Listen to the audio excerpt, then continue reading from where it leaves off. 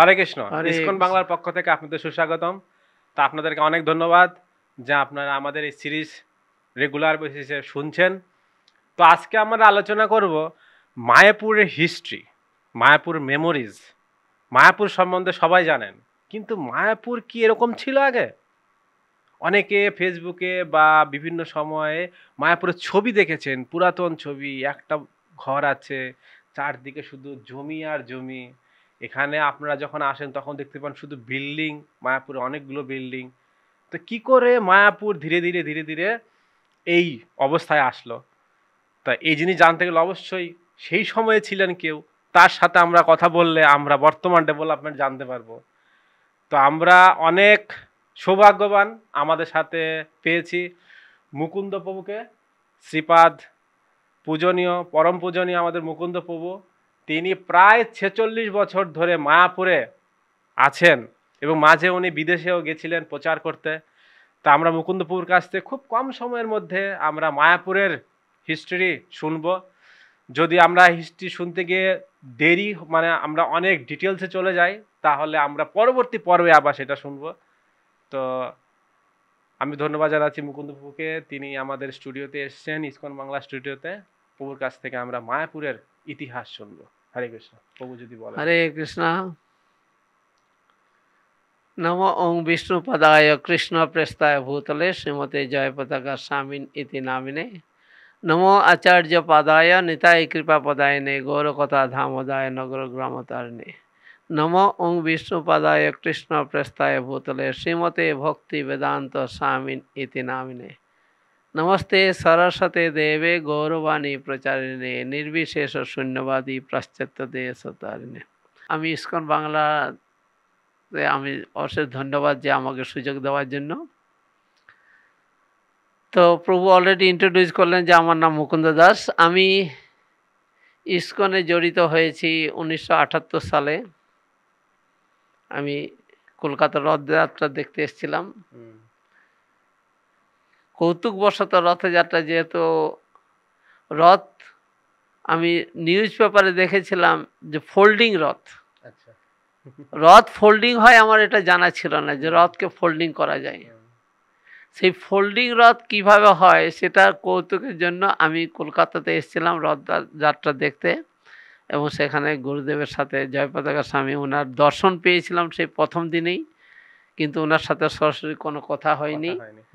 এবং 7 দিন পরে যখন উল্টো রাত আমাদের বুক ডিস্ট্রিবিউশন বা গ্রন্থ বিতরণ হওয়ার পরে গুরু মহারাজ মানে উল্টো রথের রাত্রে ভক্তদের নিয়ে একটা আলোচনা করছিলেন যে কত গ্রন্থ বিতরণ হলো এবং কে ফার্স্ট সেকেন্ড থার্ড তাদের একটু আরও উৎসাহ দেওয়ার জন্য উনি প্রাইজ দেবেন, এইভাবে আলোচনা হচ্ছিল। সেই সময় আমিও কিছু গ্রন্থ বিতরণ করেছিলাম।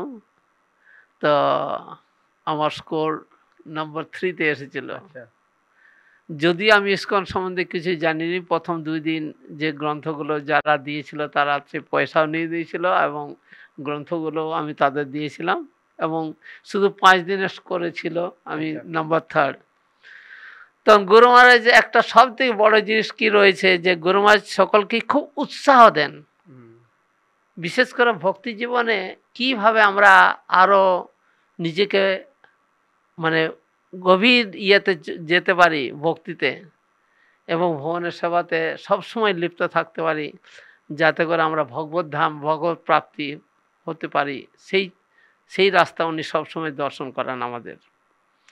তখন গুরু মহারাজ আমাকে বললেন যে এই ভক্ত মানিক 2 আমাদের সেই সময়ে ছিল, আমরা আরেকজন ভক্ত ছিল মাধাই প্রভু, ওনার নাম ভক্ত মানিক 1, আমি ভক্ত মানিক 2। তো আমি একদম পিছনে বসেছিলাম, কারণ আমার ধুতি ছিল না, তিলক ছিল না, গলায় কণ্ঠি ছিল না। তো গুরু মহারাজ আমাকে সামনে ডাকলেন, ওই যে এই কাছে এসো।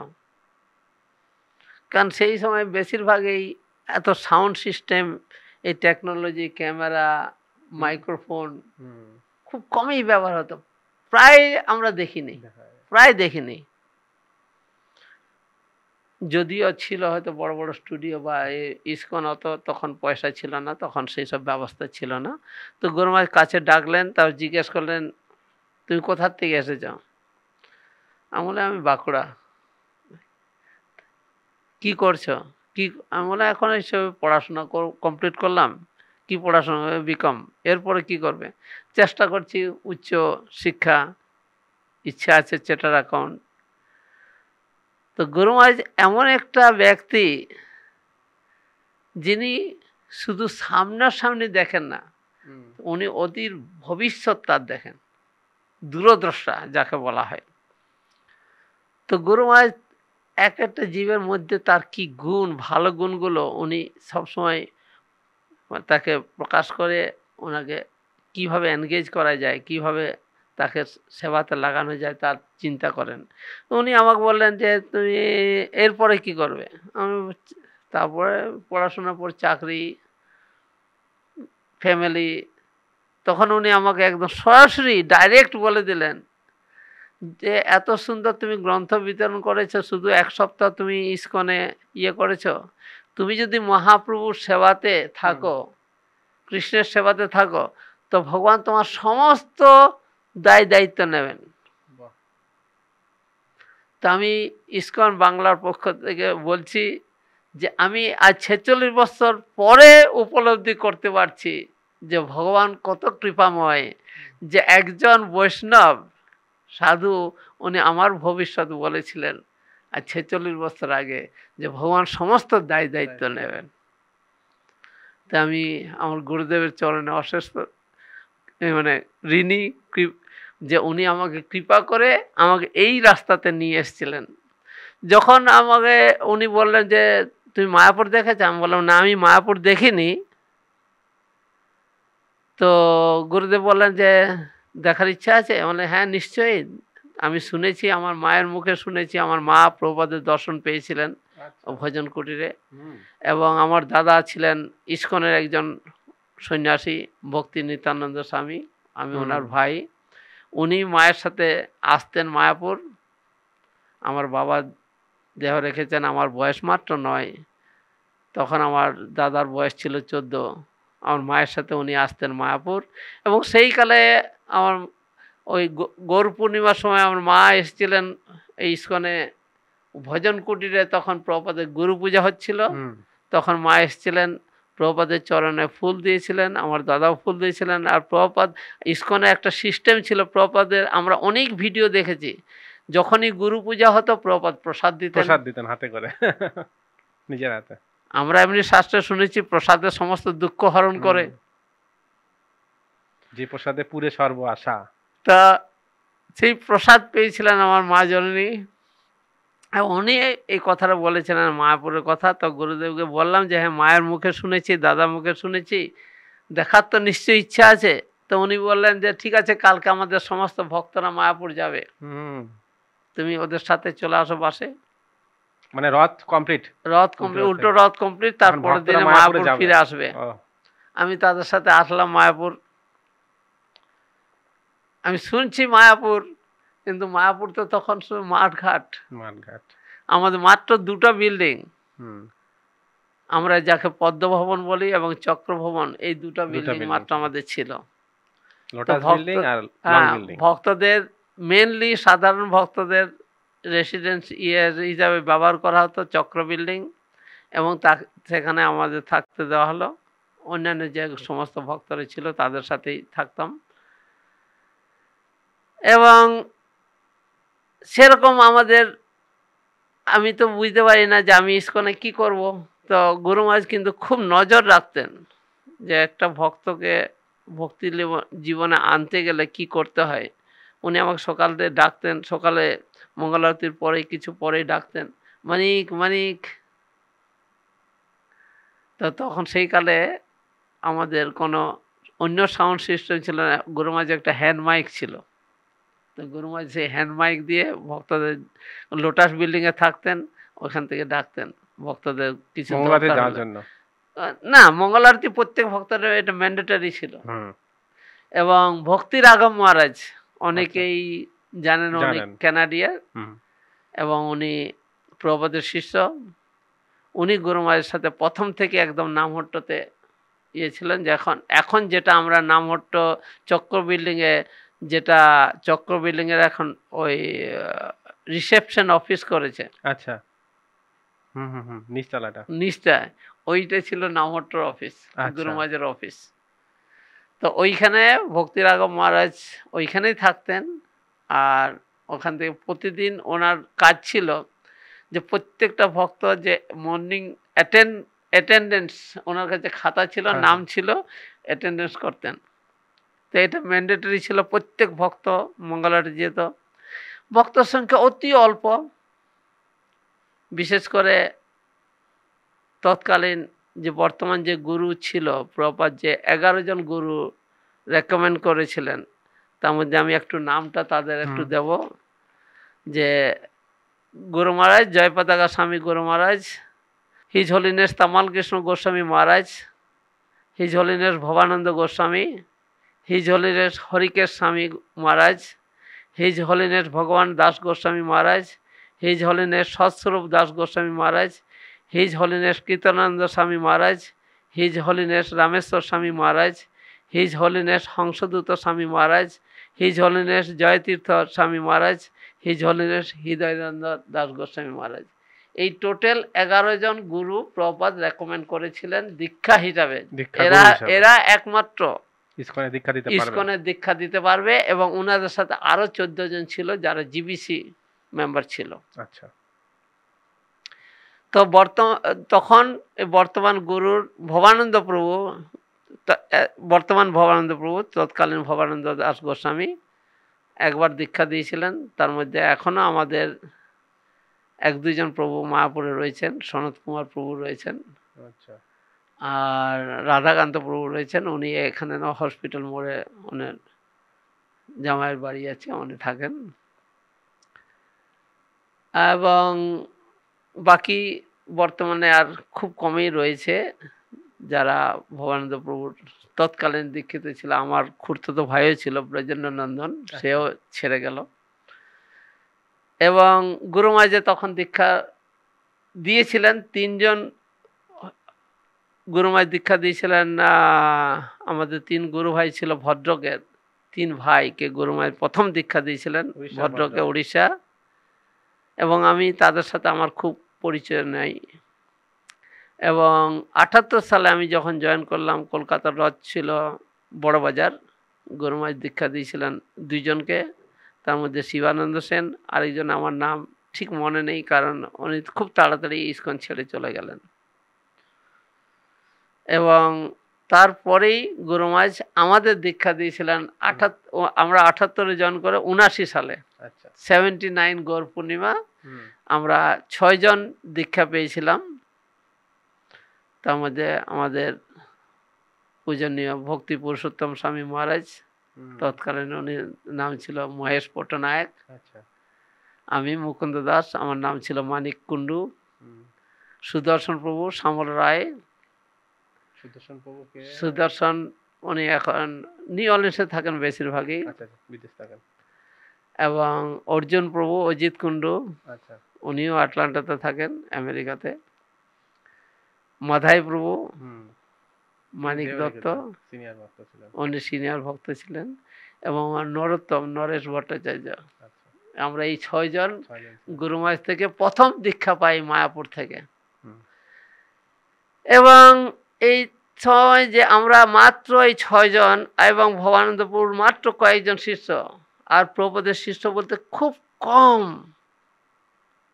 আর আমাদের যেহেতু বিল্ডিংও ছিল না, আর আমাদের সেরকম কোনো সোর্স অফ ইনকাম বলতে একমাত্র সংকীর্তন। এবং প্রভুপাদের নির্দেশ ছিল যে কলকাতার থেকে মায়াপুরকে মেনটেন করবে, এবং দিল্লি এবং বোম্বে থেকে বৃন্দাবনকে মেনটেন করবে। এটা ছিল প্রভুপাদের নির্দেশ ছিল। আচ্ছা। তো যা কিছু খরচা হতো বা হতো সব কলকাতাতেই বেশিরভাগ আসতো। এবং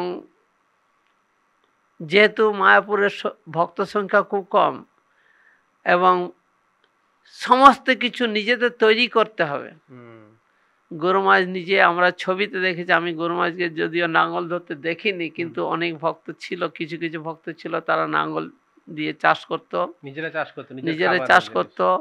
এবং আমরা যে তখনকার দিনে যে আমরা ধুতি এবং কুর্তা পরতাম, আমাদের এখান থেকে মায়াপুরে গোশালার পাশে তাঁত ছিল এবং শ্যামসুন্দর প্রভু ওনার স্ত্রী দুজনে তাঁত চালাতেন। এবং তাঁতের কাপড় তৈরি হতো এবং গরু মাছ ওই কাপড় পরতেন। সব আমাদের সব তাঁতের কাপড়, কারণ তখন আমাদের কোনো টাকা ছিল না। এবং আমি গরু মাঝের মুখ থেকে শুনেছি যে তামাল কৃষ্ণ গোস্বামী মাত্র মায়াপুরের জন্য মাসে 75 টাকা দেবেন, ওর মধ্যে চালাতে হবে মায়াপুর। কিন্তু আমাদের সময় 75 টাকা হতো না, কারণ আমাদের সময় বেশ কিছু, কমপক্ষে প্রায় 70-80 জন ভক্ত প্রায় ছিল মায়াপুরে। তো যে সমস্ত গৃহস্থ ভক্তরা ছিল তাদের কোনো জমি বা ঘর বাড়ি কিচ্ছু ছিল না, মন্দিরে সব কিছু ব্যবস্থা ছিল, যেটা গৃহস্থ ভক্তরা তৎকালীন সিস্টেম ছিল। ভক্তি বিনোদ ঠাকুর বলতেন স্ত্রীর সঙ্গ মাসে একবার, এটা খুব মানে কি বলবো, এরা ভক্তদের এখন বর্তমান দিনে সেটা কেউ মানবে না, বা প্রপার সিস্টেম এটা ম্যানেজমেন্টের থেকে করা হয়েছিল। সেই জন্যই মাতারিজের থাকতে এখন যে বর্তমানে যে ভক্তদের দোকান রয়েছে, বিজনেস বাউন্ডারি ওয়াল, মেন গেটের পাশে বাউন্ডারি ওয়াল, সেখানে মাতারিজের থাকতে দেওয়া হতো। আচ্ছা। এবং প্রভুরা থাকতো আমাদের চক্র বিল্ডিং এ। এবং গুরুকুল ছিল, এখন যে ভজন কুটিরের পাশে যে ওয়াল, বাউন্ডারি ওয়াল, ওইটা ছিল গুরুকুল। আচ্ছা। আর এখন যেটা আমরা দেখি ওই ট্রান্সজেন্ডার থ্রেড বা যেখানে কাপড় সেলাই হয়, ড্রেসিং, হ্যাঁ, ওই কোনটাতে একদম কোনটাতে, নাম হোটেল লং বিল্ডিং এর অফিসের নিচে, মানে ট্রেজারির নিচে, হ্যাঁ, ওইটা ছিল আমাদের প্রেস। আচ্ছা, প্রেস, বিবিটি, ওখান থেকে ভগবত দর্শন ছাপানো হতো, মায়াপুরের নিউজ। তো এইটুকু জায়গা ছিল এবং আমাদের কোনো বাইরে কোনো জায়গা ছিল না। প্রত্যেকটা ভক্তকে এনগেজ রাখার জন্য মায়াপুরে আমরা প্রতিদিন সকালে মঙ্গলারতির পরে জপ করার পরে আমরা ঝাঁটা এবং ঝুড়ি নিয়ে মায়াপুর ঝাড়ু দিতাম। ধাম ক্লিনিং, এটা ধাম ক্লিনিং মানে হৃদয় ক্লিনিং ছিল। প্রবাদ বলেছেন যে মন্দিরে পূজারী এবং মন্দিরে ঝাড়ুদার দুজনেই ভগবানের চোখে সমান সেবা। তা আমরা প্রতিদিন এর পরিষ্কার করতাম। এবং চক্র বিল্ডিং এ এমন একটা বাথরুম নেই যেটাখানে আমি পরিষ্কার করিনি। আচ্ছা। কারণ আমি একদম নিখুঁত ভাবে করতে হবে এবং পরিষ্কার থাকবে, ভক্তরা থাকবে সেখানে একদম পরিষ্কার পরিচ্ছন্ন। ভগবান বলছে ক্লিনিনেস নেক্সট টু গডলিনেস। সুন্দর পরিষ্কার থাকতে হবে। এটা আমি মেনলি শিখেছিলাম ভবানন্দ মহারাজের থেকে। ভবানন্দ মহারাজ তৎকালীন একমাত্র মানে মানে কি বলবো, মায়াপুর ডেভেলপ সম্বন্ধে মানে বেশি ফান্ড রাইজিং মানে টাকা নিয়ে আসতেন। কারণ গুরু মহারাজ তখন হয়নি, ভারতের সিটিজেন হয়নি, এবং গুরু মহারাজ মায়াপুর ছেড়ে কোথাও বেরোতেন না। এবং গুরু মহারাজ আমরা এখন বর্তমান দিনে এত বছর পরেও দেখি গুরু মহারাজের শিষ্যদের বেশিরভাগই গ্রামে গঞ্জের ভক্তরা। এবং ভবানন্দ প্রভুর শিষ্য বেশ কিছু শিষ্য ছিল যারা খুব ধনী।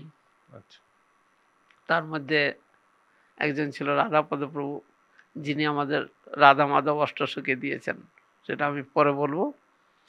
তো এইভাবে আমাদের যে চলতো, তাতে প্রত্যেকটা ভক্তকে এনগেজ করা হতো। সকালে মন্দির পরিষ্কার করার পরে, সব জায়গা পরিষ্কার করার পরে প্রত্যেকে ক্লাসে যাবে।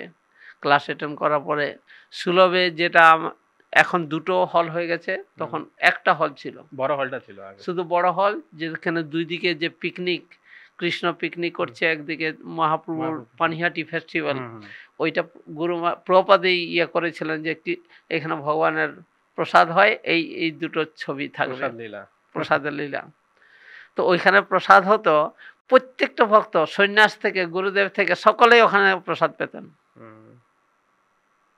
এবং সমস্ত সিনিয়র প্রভুদের কিছু শিষ্য ছিল, এবং তারপর আস্তে আস্তে তারা যারা ব্রাহ্মণ দীক্ষিত এবং ভক্তরা সেবা করত, এবং একে অপরের ভালোবাসা অত্যন্ত হার্দিক, যে একে অপরকে যেন হৃদয় স্পর্শ করে থাকছে। কেউ কাউকে হিংসা করতো না, দ্বন্দ্ব ছিল না, স্পিরিচুয়াল কম্পিটিশন সবসময় থাকে এবং আধ্যাত্মিক জগৎ রয়েছে, কে ভালো সেবা করতে পারবে, আরো ভালো সেবা করতে পারবে, কিন্তু কোনো জাগতিক বিষয়ে যে আমি এটা পেলাম না, এই বিষয়টা ছিল না। যার জন্য কি হচ্ছে, আমাদের সময় আমাদের কোনো নতুন ভক্ত ডাইরেক্টর ছিল না, আমরা নতুন ভক্ত প্রোগ্রাম করিনি, কিন্তু আমরা সকলে টিকে আছি কি করে? আমরা কোথা থেকে কি শিখলাম? আমরা শিখেছি মেনলি যে প্রভুপাদের শিষ্যরা যারা ছিল মায়াপুরে, তাকে আমরা প্রতিদিন জিজ্ঞেস করতাম এটা কি করা দরকার। আমরা যখন ক্লাস হতো, তো আমরা ক্লাসে বসতাম, বাংলা ক্লাস খুব কমই হতো, সেরকম বাংলা ক্লাস দেওয়ার মতো কেউ ছিল না, মাঝে মাঝে গুরু মাছ দিতেন, কিন্তু খুব কমই ছিল। এবং আমাদের বেশিরভাগই, কারণ আমিও গ্রামের থেকে এসেছি, পুরুষোত্তম মহারাজের ফ্যামিলি বেশি ইংলিশের রয়েছে, ওনার আমি শুনেছি ওনার ফ্যামিলির কেউ ইংলিশ প্রফেসর এসব ছিল, কিন্তু ইংলিশে আমরা সব নোটবুক রাখতাম। আমি বিশেষ করে আমি নোটবুক রাখতাম, এটা কি বললো নোট করে তারপর ডিকশনারি দেখতে হবে কি বললো, কারণ ফরেন অ্যাকশন, বিদেশি অ্যাকশনকে ধরে রাখার জন্য। তো এইভাবে আমরা আস্তে আস্তে আস্তে আস্তে আস্তে আস্তে কি হলো, সকলেই কাজ করতে করতে আমরা সংকীর্তন পার্টি, আমাকে গুরুমা দায়িত্ব দিলেন সংকীর্তন, তো সংকীর্তনে চালাতে চালাতে আমরা কিছু ভক্ত গোষ্ঠী তৈরি করলাম, এবং আমাদের বললো সংকীর্তন ভক্তরা এই এক জায়গায় থাকবে আলাদাভাবে। তখন গোশালাতে একটা বিল্ডিং ছিল, সেখানে শুধু সংকীর্তন ভক্তরা থাকবে, কিন্তু তার আগে আমাদের চক্র বিল্ডিংয়ে দেওয়া হয়েছিল, কিন্তু বললো জায়গাটা কম হয়ে যাচ্ছে, ভক্ত আস্তে আস্তে বাড়ছে কিছু। আর গুরুমাজের একটা আইডিয়া ছিল, যেহেতু প্রভুপাদ ওনাকে বলেছিলেন যে অনেক গ্রন্থ, প্রতি মাসে 1 লক্ষ ছোট গ্রন্থ এবং 10,000 বড় গ্রন্থ বিতরণ করতে হবে। কিন্তু একটাই আশ্চর্যের বিষয় যে প্রভুপাদ চেয়েছিলেন, কিন্তু আমাদের তো বাংলা গ্রন্থ নেই, তখন সব ইংলিশ গ্রন্থ ছিল। তৎকালীন বাংলা গ্রন্থ মাত্র 5টা, মাত্র 5টা।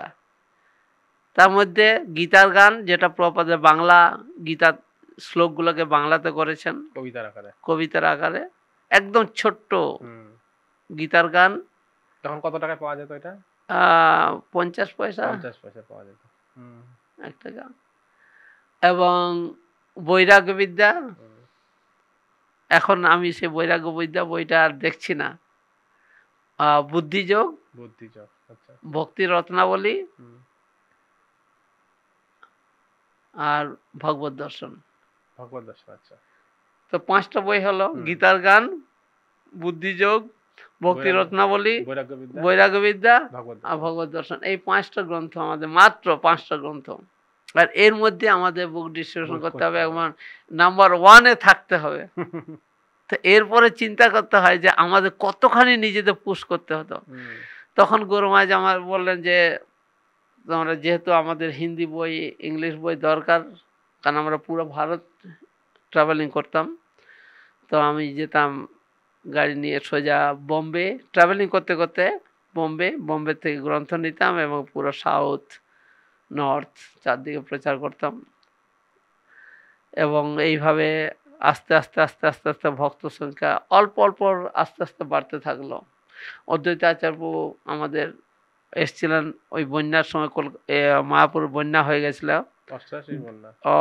78-এ দুর্গাপূজার সময়।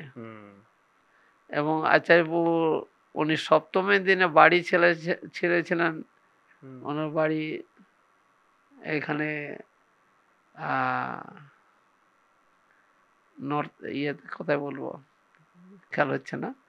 তো উনি অষ্টমীর দিনে জলে বন্যাতে হেঁটে হেঁটে এসেছিলেন, মায়াপুরে এসেছিলেন। তো আমি জিজ্ঞেস করলাম তোর নাম কি? অশোক। নাম অশোক। তা কি করে রাস্তা দেখতে পেলে? ভগবান এইভাবে নিয়ে আসলো। তো এইভাবে আমরা দেখেছি যে অভাব ছিল মায়াপুরে, প্রচুর অভাব ছিল। আমাদের ৭৮-এ বন্যাতে ফ্লাড হয়ে গেল, আমরা কোনো খাবার নেই, কিন্তু ভক্তদের মধ্যে কোনো দ্বন্দ্ব নেই। ওই বন্যাতে ভেসে আসছে বাঁশ, সেইগুলো ধরে ধরে উপরে কেউ ভক্তরা, কিছু গ্রামের ছেলেরা এখানে ছিল যারা, তারা ওই ছাদে শুকোতো, ওতে রান্না হতো। আর গুরুমাজ আমাকে দায়িত্ব দিয়েছিলেন কলকাতার কলকাতার থেকে ইয়ে নিয়ে আসতে, চিড়া, গুড়, বাদাম, শুকনো যেগুলো উনি ফ্লাড রিলিফ করবেন। তো আমি ওগুলো নিয়ে আসতাম। তো আমি গুরুমাজ বললাম যে গুরুমাজ আমি সামলাতে পারছি না। ওই যে কেন? আমি যে কোনো খাবার নেই, এই তো চিড়া রয়েছে, জল নেই। জল তো বন্যার জল। তো গুরুমাজ এত ক্রিয়েটিভ, এত মানে ওনার মানে বুদ্ধি আমরা বাঙালির থেকে অনেক বেশি ভাবে আমি দেখি। যে উনি আমাকে হট করে বললেন যে কালকে কলকাতা যাবে, কতগুলো মাটি হাঁড়ি নিয়ে আসবে আর কিছু ফিটকিরি নিয়ে আসবে, আর বন্যার জল নিয়ে ফিটকিরিতে দেবে, ফিটকিরি একটু দিয়ে দেবে, বেশি না, অল্প পরিমাণ।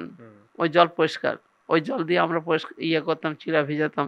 তো এইভাবে আস্তে আস্তে আস্তে আস্তে আস্তে আস্তে দেখা যায় যে ভক্তদের মধ্যে হার্দিক ভালোবাসা এবং গুরু মহারাজ একে অপরকে মানে এত সুন্দরভাবে দেখাশোনা করতেন, তো যাতে করে কোনো ভক্ত বেরিয়ে যেত না। যে আসতো থেকে যেত। তো আমাদের প্রতিদিন বিকালে উনি গঙ্গাতে নিয়ে যেতেন সাঁতার দিতে। কিন্তু এরপরে ডেভেলপ কি করে হবে?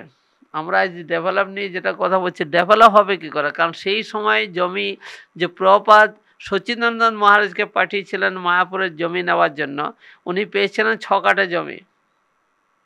আর ওই 6 কাঠা জমির মধ্যে প্রভুপাদ লিখলেন আন্তর্জাতিক কৃষ্ণ ভাবনামৃত হেডকোয়ার্টার।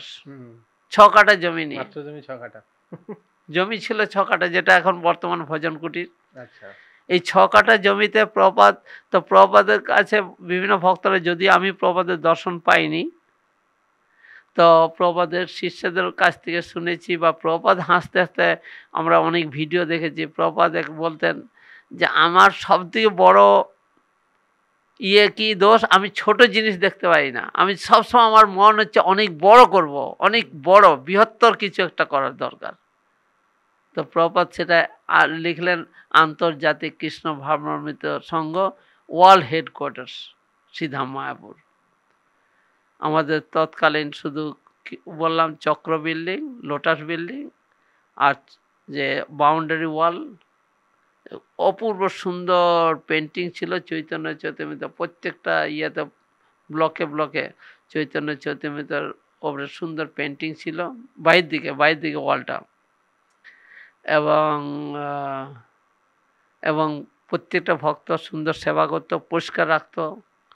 আর যেটা আমি পরিষ্কার সম্বন্ধে বললাম যে ভবানন্দ প্রভু যখনই অস্ট্রেলিয়া থেকে আসতেন, মায়াপুরের দায়িত্ব ছিল নিতাই চাঁদ, যে টেম্পল প্রেসিডেন্ট। তো যখনই উনি আসতেন, মানে আমরা তাকে কি বলবো, রাজা যেমন, রাজা আসলে রাজাকে যেমন একটা সম্মান করা হয়, সেই রকম মানে আমরা তো রেড কার্পেট বলছি না, আমরা সাদা মার্কিন দিয়ে একদম পুরো মেন গেট থেকে যেখানে গরুদেব রয়েছেন ওইটা সোজা রাস্তা ছিল, মাঝে পার্ক ছিল, তো মাঝে 2 দিকে পার্ক ছিল। তো ওইখানে ওই সাদা কার্পেটের মতো সব ইয়ে দিয়ে, মানে পদ্ম গোলাপের পাপড়ি দিয়ে উনি তার উপর দিয়ে হাঁটতেন এবং প্রত্যেকবারে আসতেন। বেশ কিছু টাকা উনি অস্ট্রেলিয়া নিউজিল্যান্ড থেকে এনে, যে এখন এটা হবে, যেখানে এখন বর্তমান মন্দির, ওখানে লোটাস পার্ক ছিল, আমরা লোটাস পার্ক বলতাম। এবং ওইটার জন্য উনি ট্রাক্টর কিনে দিয়েছিলেন। আমাদের সংকীর্তনের যে গোলালাই প্রভু রয়েছেন, এখনও সংকীর্তনের বাস ড্রাইভ করেন, উনিও তখন ট্রাক্টর চালিয়েছিলেন। ওই মাটি নিয়ে এসে ওখানে ভরিয়ে, ওটা গর্ত ছিল, পুকুর ছিল। এবং এবং যে প্রভুপাদের পুষ্প সমাধি, তখন প্রভুপাদ সবে দেখা রেখেছেন যখন আমি জয়েন করি ৭৭-এর 14ই নভেম্বর 1977, এবং আমি জয়েন করেছি 78। তখন আমাদের ওরা পুষ্প সমাধির কোনো জায়গা তখন সেট করেনি যে কোন জায়গায় সমাধি হবে। তো তখন ওইখানে যে এখন যে ফোয়ারাটা বলে সমাধির সামনে যে ফোয়ারা করেছে, ওটা একটা পুকুর ছিল, চারদিকে কলা গাছ ছিল এবং দুদিকে খুব ভালো একটা সিঁড়ি ধাপ ছিল। আমরা ওখানে গিয়ে সাঁতার দিতাম, গরু মাঝে আমাদের বিকালে নিয়ে যেতাম, ওখানে আমরা সাঁতার দিতাম। ওখানে যে আমরা যেগুলো যদি কোনো খাবার থাকতো, মুড়ি টুড়ি, ওগুলো দিতাম।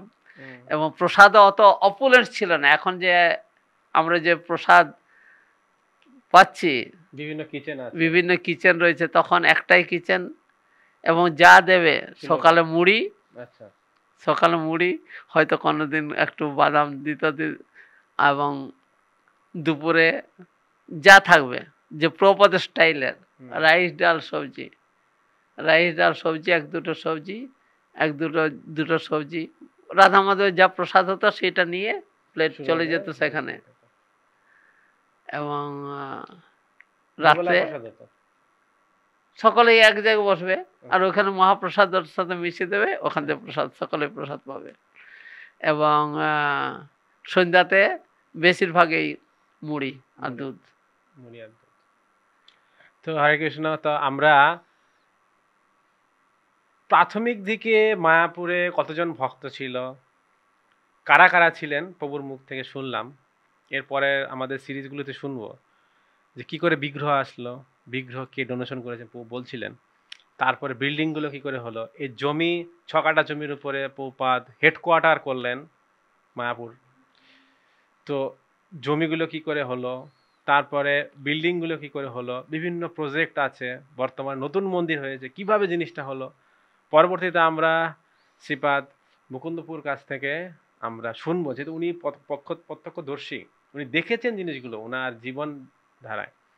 তা প্রভুর কাছ থেকে আমরা এগুলো আপনার শ্রবণ করে ইসকনে মায়াপুরে এসে অনেক ফ্যাসিলিটি আমরা পাই। এই ফ্যাসিলিটিগুলো আগে ছিল না। আপনারা শুনতে পাচ্ছেন প্রভুরা ফ্লাডের সময় কিছু খেতে পারতেন না, কিন্তু গুরু মহারাজ বলছে ফ্লাড রিলিফ করতে হবে। কি করে উনি কলকাতায় গিয়ে সেই চিড়া নিয়ে এসেছেন, জলের সমাধান করেছেন। তো এই জিনিসগুলো আমরা জানতে পারবো।